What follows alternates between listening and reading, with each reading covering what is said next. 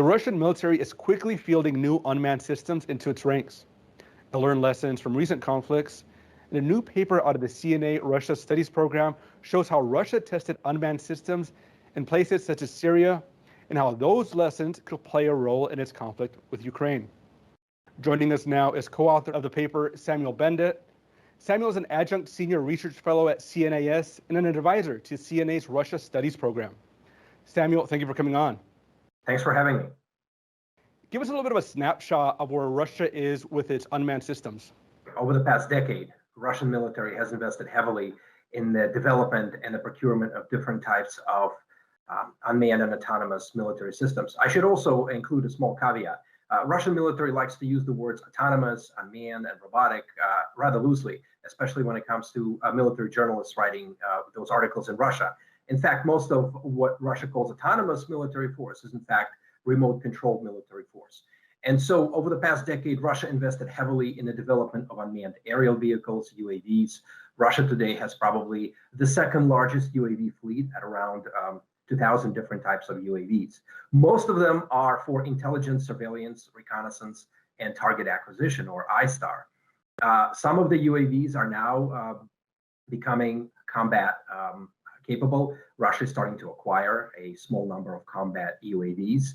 Overall, most of the UAVs in Russian service today are ISR capable and are remote controlled and can provide coverage at up to 200 kilometers for its operators. Russian military also operates a number of unmanned ground vehicles, or UGVs, mostly in the demining and unexploded ordnance clearance capacity.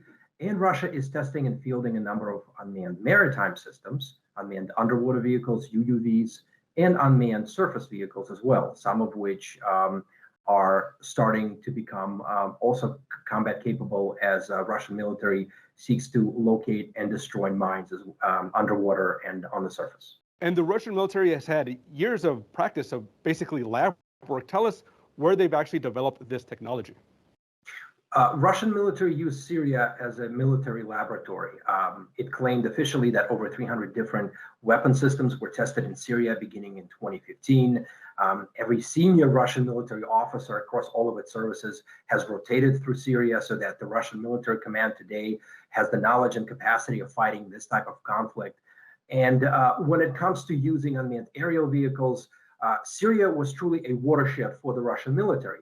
It was able to field multiple ISR models at once that operated at different distances. At any given point, up to 70 UAVs were operating in the air, covering a very wide area in Syria. And so Russian military today thinks of UAVs as absolutely essential in any type of combat. And we cite Russian military officials in our paper stating so. Are most of these drones they're using built in-house, built in Russia, or are they importing anything?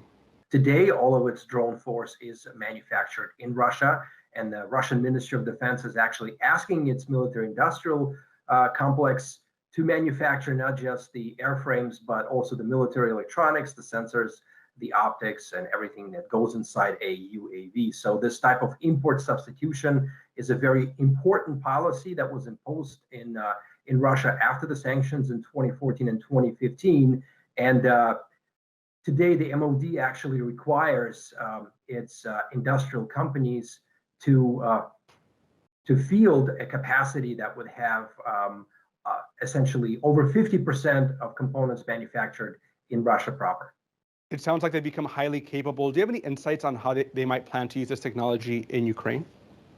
Well, I think if the widespread military conflict breaks out in Ukraine, they're going to use these UAVs in a similar capacity to they use in Syria. We actually note that in our paper. So these UAVs are going to become an essential part of Russia's reconnaissance fire and reconnaissance strike contour. There will be electronic warfare UAVs. There will be target acquisition UAVs that will guide artillery, multiple launch rocket systems, other ground-based and aerial assets at the Ukrainian targets.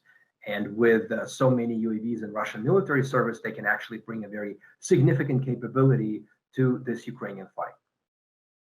Well, Samuel, that's a lot to think about, and we're going to see how this plays out. Thank you for joining us. Thanks for having me. And now for Defense Dollars.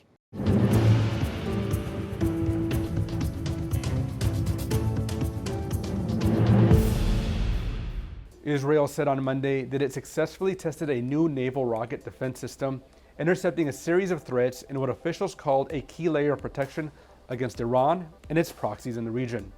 The Sea Dome system is a naval version of the Iron Dome, which has been used to shoot down rockets fired from the Gaza Strip for the past decade.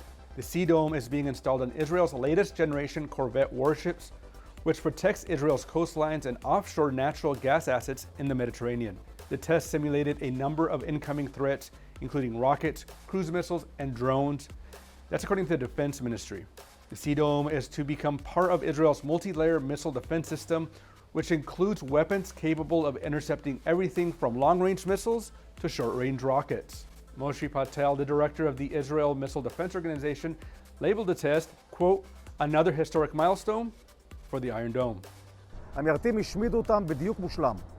הצלחת הניסוי מחזקת עוד יותר את הביטחון שלנו במערכת וביכולתה להגן על שטחים נרחבים ונכסים אסטרטגיים של מדינת ישראל. Ron Tavor, who leads the manufacturer Rafael's naval efforts, said the test passed Israel Missile Defense Organization and Israeli Navy requirements. בסדרת הניסויים הזו הודגמה היכולת ההנדסית המתקדמת של רפאל בפיתוח ושילוב מערכות ימיות ברמה הגבוהה ביותר. And the test comes at a time of heightened tensions. The Iranian-backed Hezbollah militant group launched a pair of drones into Israel aerospace last week, and Iran is believed to be close to signing a new international nuclear deal with global powers that will give it relief from crippling sanctions. Israel opposes the deal and fears that Iran will divert newly released funds to proxies like Hezbollah. Israel and Hezbollah fought a month-long war in 2006. During that fighting, Hezbollah fired a missile that struck an Israeli warship. Hezbollah has made no secret that it would target Israel's gas platforms if fighting were to break out. The State Department approved an estimated $6 billion sale of the M1 Abrams tanks and other equipment to Poland, and this comes as Russia's aggressions towards Ukraine increase. The Defense Security Cooperation Agency notified Congress of the potential sale last Friday. Poland has requested to purchase 250 General Dynamic Land Systems manufactured Abrams tanks, as well as counter-improvised explosive device systems, combat recovery vehicles, and joint assault bridges. As part of the deal, Poland also plans to buy 276 M250 caliber machine guns, 500 M240 Charlie 7.62mm machine guns, and in January, top Republicans in Congress pushed to accelerate the proposed sale. Polish officials have said that they expect the first delivery of the tanks in 2022, while the manufacturer of the Abrams tanks, General Dynamics Land Systems, said the deal could take 2 years to close. And around the world, as the conflict between Russia and Ukraine gets underway, NATO allies are focusing their training on potentially imminent tactics. Members of the Norwegian army honed their gunnery skills during live-fire drills in Lithuania last week. NATO says the Leopard 2A4 main battle tanks are from the 2nd Battalion Brigade North, which is currently assigned to NATO's Enhanced Forward Presence Battle Group, Lithuania. The Leopards were joined by CB-90 infantry fighting vehicles, and together, 2 platoons conducted combined tactical maneuvers. Now, this isn't a reaction to Russia's actions in and around Ukraine. The Army deployed for its 11th iteration and has been supporting the battle group for 5 years. However, the Norwegian Army has announced the deployment of 60 additional troops to the unit. And that's it from the defense role this week. When we return, new research into turning bacteria into an ally on the battlefield, and the latest headlines from around the military.